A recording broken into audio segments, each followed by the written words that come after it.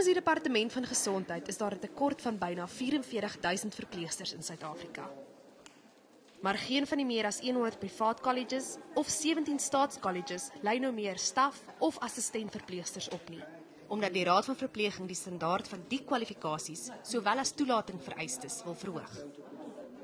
Vir 'n assistentverpleegster duur opleiding tans 1 jaar en 2 jaar vir stafverpleegsters. Stafverpleegsters kan dan nog 2 jaar studeer om as geregistreerde verpleegsters te kwalifiseer. Eunice het met verskeie colleges gepraat en talle is onseker oor wat presies met die leerplan gebeur. Sommige het reeds hulle aangepaste leerplanne by die raad ingedien en dit is voorlopig goedgekeur.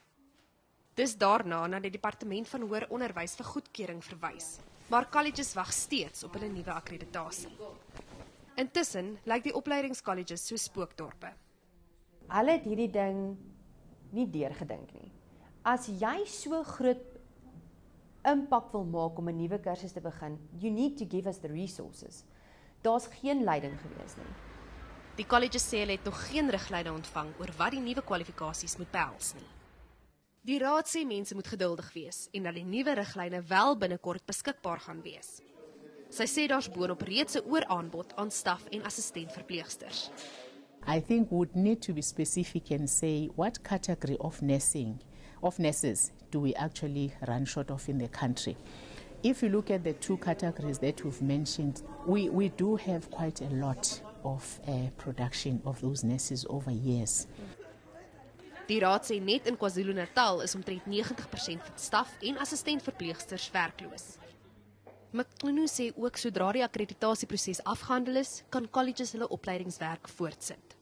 Unfortunately, I cannot answer for the Council on Higher Education because that is where some of them are not getting registrations, some of them are not getting the accreditation that they need. I can only talk about the South African Nursing Council to say we're phasing out the 2 programs and we're phasing in the new ones and people have got to apply and meet the requirements. Maar geen college is nog geakkrediteer nie. Slegs die diploma en graadkursus word tans aangebied. Diegene wat nie die regte vakke het nie, of nie universiteitsvrystelling het nie, kan dus nie tans verpleging studeer nie. Ons kry honderde studente wat by ons wil aansoek doen, want hulle wil kom verpleeg en ons moet hulle wegwys. Carla Coetzee, Eunice, Pretoria.